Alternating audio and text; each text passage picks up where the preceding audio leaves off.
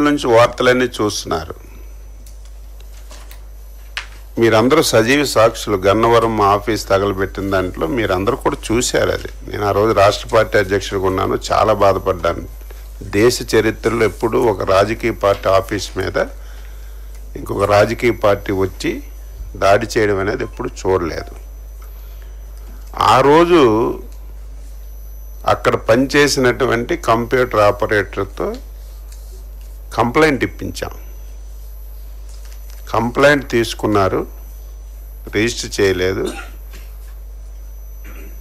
అక్కడ ఎవరైతే మా కార్యకర్తలు ఉన్నారో వాళ్ళందరికీ అరెస్టులు చేశారు. ఈవెన్ మహిళని కూడా చూడకుండా. కళ్యాణ్ అని చెప్పి మీకు ఐడియా ఉంటుంది.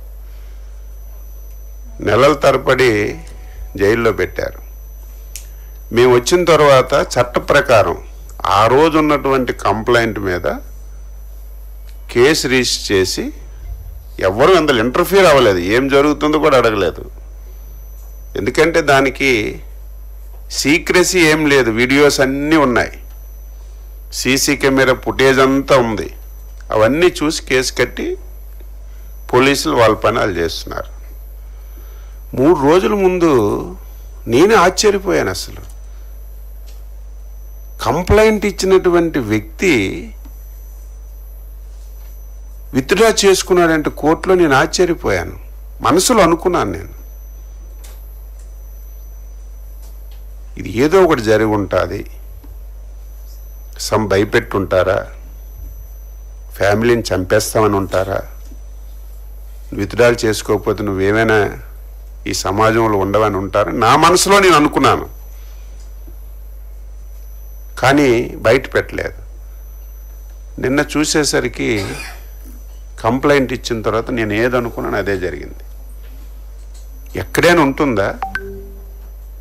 ఒక పార్టీ ఆఫీసులో పనిచేసిన వ్యక్తి,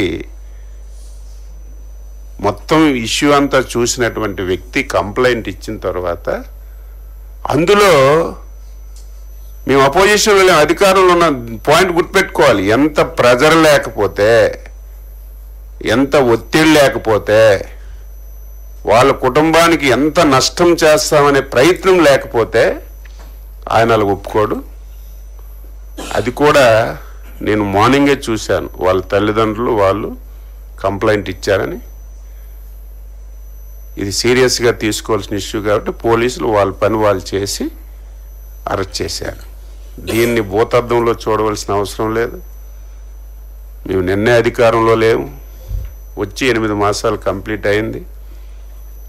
మా కోపము కక్ష వెంటనే మేము దాడికి ప్రతిదాడి చెయ్యాలంటే 8 మాసాల సమయం మాకు అవసరం లేదు.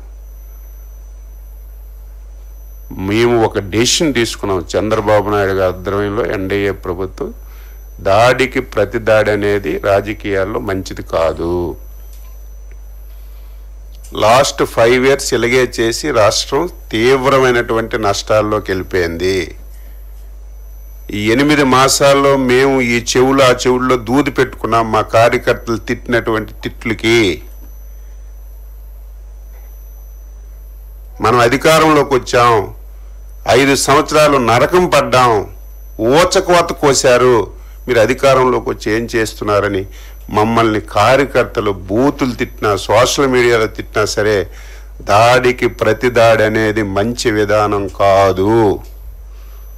అలాగని చెప్పి చేతకాని ప్రభుత్వం కూడా కాదు, చేతులు కట్టుకొని ఉండం. గత 5 సంవత్సరాల్లో జరిగిన ప్రతి సంఘటన మీద స్పష్టంగా ఎంక్వైరీ చేసి వాస్తవాలన్నీ కూడా తెలుసుకొని ఎవడు తప్పు చేసినా సరే విడిచిపెట్టే ప్రశ్న ఉండదని ముఖ్యమంత్రి గారు స్పష్టంగా చెప్పారు. అదే జరుగుతుంది. కానీ కక్ష సాధింపు చర్యగా మేమేది చేయడానికి ఇష్టపడం, భవిష్యత్తులో కూడా ఉండదు. కానీ తప్పు చేసిన వాడు తాత్కాలికంగా తప్పించుకొని తిరగొచ్చు తప్ప ఏదైనా ఒక రోజు చట్టానికి లోబడి శిక్ష అర్హుడవుతాడు. ఈరోజు కూడా అదే జరిగింది. నేను ఇంకా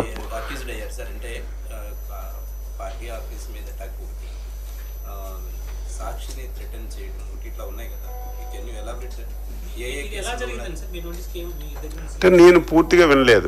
అంటే నా మనసులో అనుకున్నాను, నేను ఒక అనుభవం గల వ్యక్తిగా ఇట్స్ సంథింగ్ దేర్, ఏదో జరిగి ఉంటుంది అనుకున్నాం. పోలీసులు ఆ లైన్లో చేశారా లేకపోతే వాళ్ళే, ఇప్పుడు నేను ఇంకా నాకు ఇన్ఫర్మేషన్ ఏంటంటే ఆ అబ్బాయి తల్లిదండ్రులు వచ్చి కంప్లైంట్ చేశారు, ఇమీడియట్గా విత్డ్రా చేసుకోకపోతే ప్రాణాపాయం ఉంటుందన్నారు, బండ బూతులు తిట్టారు.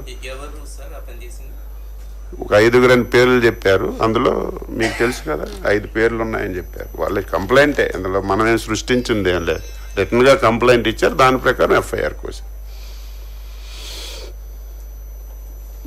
ఓకే, క్లారిటీ వచ్చింది కదా.